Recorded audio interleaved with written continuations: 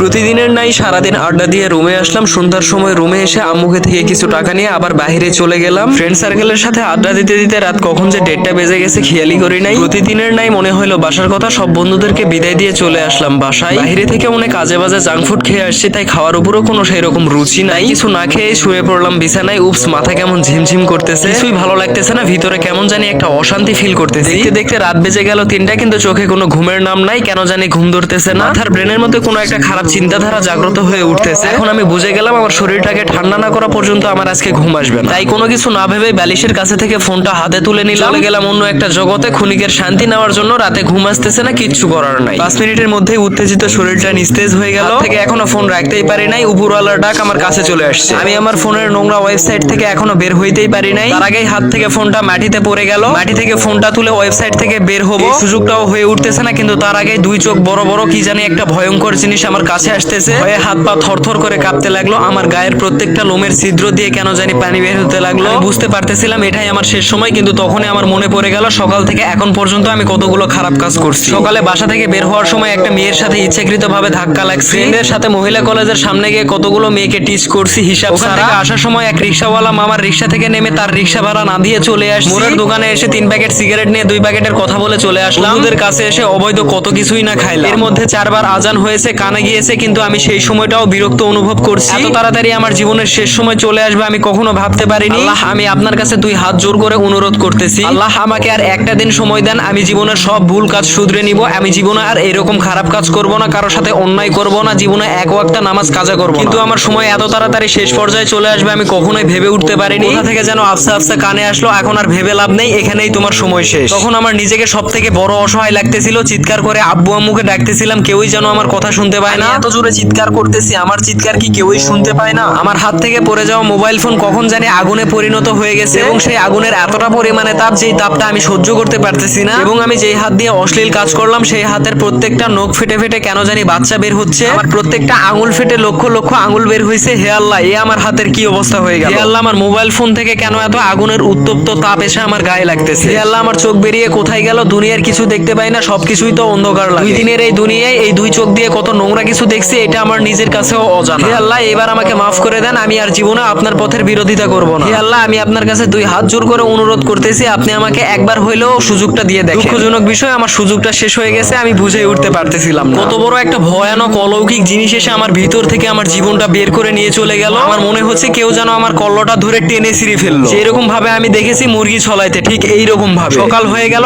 আম্মু রুমে ঢুকলো। পরে থাকা ফোন দেখে আম্মু কেন জানি রুম থেকে বের হয়ে গেল কোনো কথা না বলেই। পরে আমার আব্বু রুমে আসলো, রুমে এসে ফোনটা হাতে তুলে নিল, আমাকে খারাপ ভাবে কথা বলতেছে। কিন্তু আমি সেই প্রত্যেকটা কথার উত্তর দিয়ে আব্বুকে বোঝানোর চেষ্টা করতেছি, কিন্তু আমি আব্বুর কথা শুনতে পাইলেও আব্বু কেন জানি আমার কথাই শুনতে পাচ্ছে না। আমি এক পর্যায়ে গিয়ে কান্না করতে লাগলাম, কিন্তু আমার আব্বু আমার কান্নার শব্দটাও যেন শুনতে পায় না। আব্বু রুম থেকে বেরিয়ে গেল। ছোট বোন রুমে এসে গায়ে হাত দিয়ে প্রতিদিনের নাই ডাকতে লাগলো, কিন্তু আমি তো আর চাইলেও ঘুম থেকে উঠতে পারতেছি না। বেলা বেজে গেল 12টা। আম্মু রুমে এসে বলতেছে, আজকে কি তোর খাইতে হবে না? আম্মুও জানতো না আমি আর এই পৃথিবীতে নেই। 1টা বেজে গেল। আম্মু আমার গায়ে হাত দিয়ে বুঝতে পারলো আমি আর নেই, আমি মারা গেছি। আম্মু হাউমাউ করে কাঁদতে লাগলো, কিন্তু আমি তো আমার আম্মুর কান্না দেখতে পারি না। আমি আম্মুকে থামতে বলবো, সেটাও যেন বলতেছে, আম্মু শুনতেই পাচ্ছে। আমাকে ধরে নিয়ে চলে গেল ধোয়াইতে, শেষ গোসল করে ফেললো। আমাকে বন্ধু বান্ধব আত্মীয় স্বজন কত মানুষ না এসে দেখতেছে। আমি সবার সাথে কথা বলতেছি, কেউই আমাকে যেন পাত্তা দিচ্ছে না, কেউই আমার কোনো কথাই শুনতেছে না। আর সেই আমি বেঁচে থাকতে আমার একটা কথা 100টা কথার সমান ছিল, কিন্তু আজকে সেই কথার ভারী ওজনটা বুঝি আর নেই। আমি সবাইকে চিৎকার করে বলতেছি, আমি তোমাদের মাঝেই আছি, তোমরা কেন এত মরিয়া হয়ে উঠছো? আমি মোটামুটি খারাপ ছেলেই ছিলাম, কিন্তু তারপরেও মানুষ আমাকে ভালো বলতেছে, বিষয়টা আমার মাথায় ধরতেছে না। জানাজায় নিয়ে গেল, সবাই নামাজ পড়লো, কিন্তু আমি কেন জানি দাঁড়াইতে পারলাম না।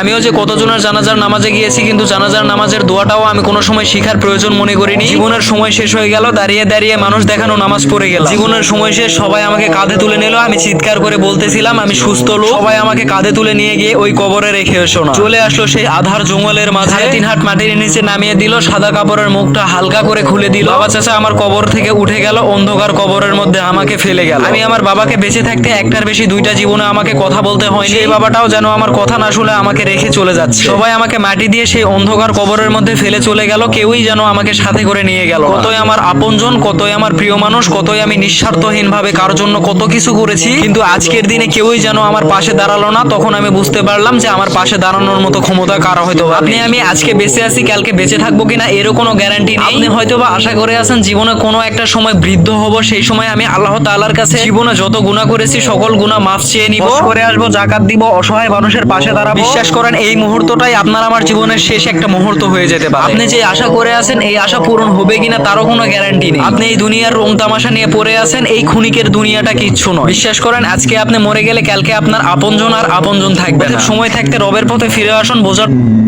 কোন এমন একটা সময় আসবে যে সময় আপনি আল্লাহর কাছে চিৎকার করে কেঁদেও কোনো ফলাফল পাবেন না। এখনো সময় আসে, চিৎকার করে কাঁদলে আল্লাহ তাআলা শুনবে। নিজের ভুল শুধরে নেন, রবের পথে ফিরে আসুন, দুনিয়ার রং তামাশা ছাড়ুন, 5 ওয়াক্ত নামাজটাকে একরে ধরুন। হোয়াটএভার, আল্লাহ তাআলা আমাদের সবাইকে খারাপ অশ্লীল কাজকর্ম এবং চোখের ফিতনা থেকে দূরে থাকার তৌফিক দান করুক। হোয়াটএভার, যাই হোক, এই ছিল আজকের ভিডিও। সবাই ভালো থাকবেন, সুস্থ থাকবেন। আল্লাহ হাফেজ, দেখা হচ্ছে নেক্সট কোনো ভিডিওতে।